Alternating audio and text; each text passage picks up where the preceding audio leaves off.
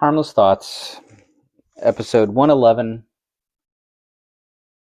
a note on Christian education, part 1. Okay, here we go.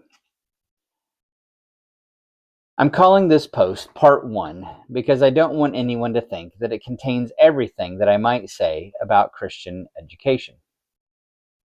Next month, I'm going to attend a conference focused on Christian education. The organizers of this conference are the Fight, Laugh, Feast Network. Their conferences are a thing that I've been wanting to attend for a few years now, but this particular one is right up my alley. I wouldn't be able to afford to go to this if it wasn't for the kindness of Gabe Wrench, which was brought about by a providential social media comment. Now, not only am I going, but my wife will be able to attend with me. We've even been the recipients of an additional donation which will cover our hotel costs. I am full of both gratitude and excitement over this opportunity, and I'm genuinely hoping it will be a personal encouragement in our Christian education endeavor and a motivator to keep at it. But I have one particular thing to say in regards to this whole thing. One thing that I wish, if given access to a microphone and a platform, I could say at an event on this topic. This is hard. Christian education wildfire. I believe in Christian education, I really do. And I would love for a conference like this to spark a wildfire of passion for Christian education across this country. That is a real hope, not only for me, but I would assume for the organizers of this conference as well. I am sure that they, along with the others who will be attending, are hoping and praying for a conference like this to have that effect, a wildfire effect. But I also know how conferences work, how they work with and in the attendees. It excites, oh, for sure, it excites with the truth that is presented. It is slightly similar to the internal excitement you experience when you see a great quote in a book or one that is shared in an online post. But at a conference, when a statement is made, that excitement is exponentially magnified in the resonating echo chamber of a crowd. It is a level of excitement that can only happen in the presence of a communal reception of a truth. There's nothing like a large audience of like-minded people being receptive to statements on a truth that they already believed on some level, but is now being confirmed by those who have enough presence to draw an audience. That is a special sort of excitement. It is wildfire excitement. But what happens after the conference is over? Christian education ember. What happens? You have to travel home. Whether near or far, those blazing torches of newly ignited passion for Christian education, when separated from each other, can go from quickly spreading flames to a slowly burning ember. This reality, to be sure, is most likely expected and anticipated by the organizers of such an event. No doubt, with purposeful forethought, the event will most likely end with some sort of encouraging challenge meant to capture and catapult the burning embers back out into the world with enough fuel to keep the fire burning. And I hope it does. I really do. But to keep my analogy going, everyone knows that one of the best ways to put a fire out is to scatter it. And no matter what we attempt to do, this particular scattering is necessary, not only because of the nature of a conference, but also for the overall successful vision of Christian education being spread across the country. So, spread we must, back to our homes, families, communities, and churches. This is where it gets hard. The Christian education slow burn.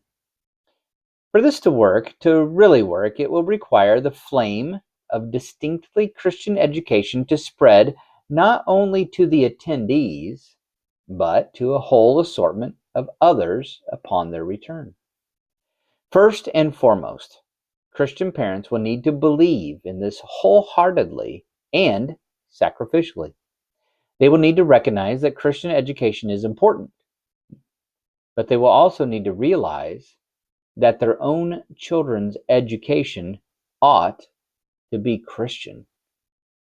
Their eyes will need to be open to the reality that education cannot be neutral.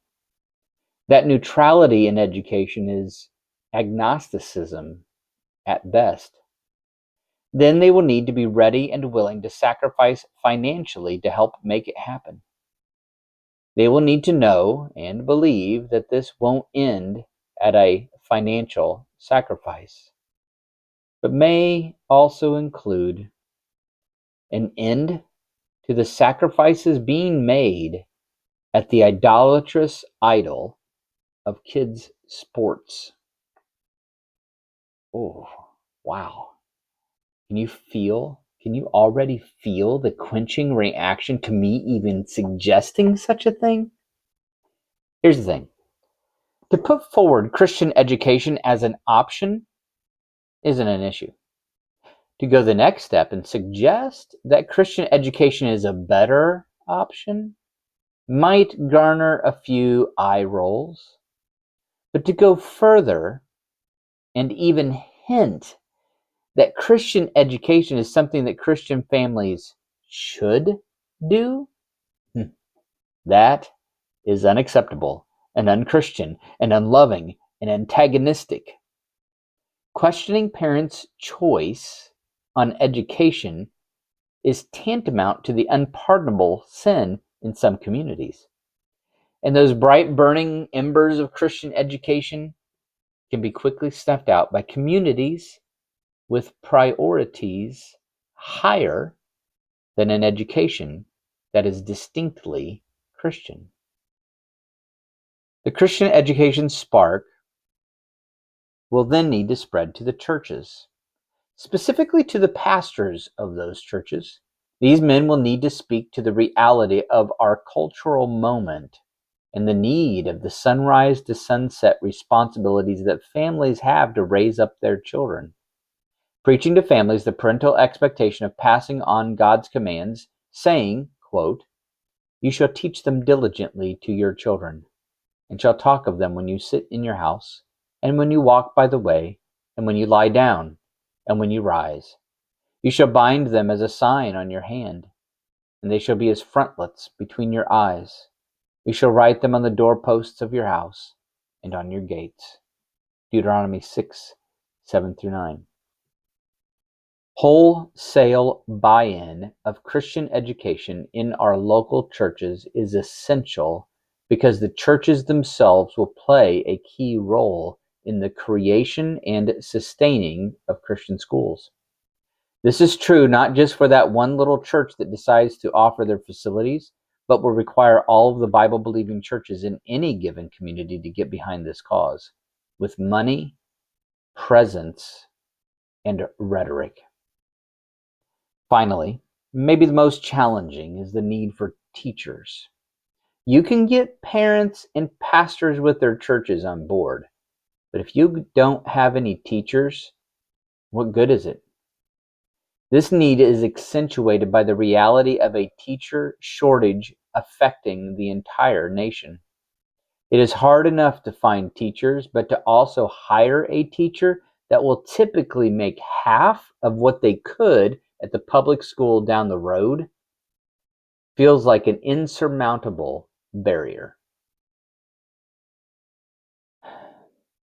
I could speak on each of these three challenging needs to a greater extent, and I might attempt to do that in a later post. But I must say one more thing about teachers and staff.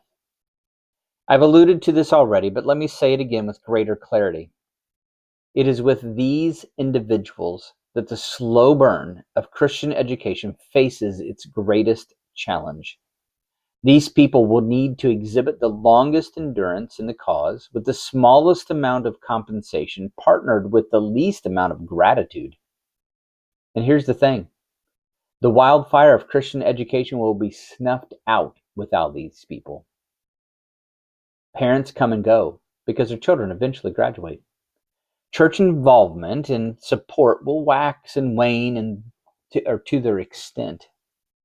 But without the long lasting endurance in the thankless job of being a Christian school teacher, it will all fall apart. Conclusion. The theme of this conference is being promoted with a Star Wars influence. Everything from the way the School Wars title is presented to the images of Douglas Wilson being portrayed as a sort of Obi-Wan Kenobi Jedi Master.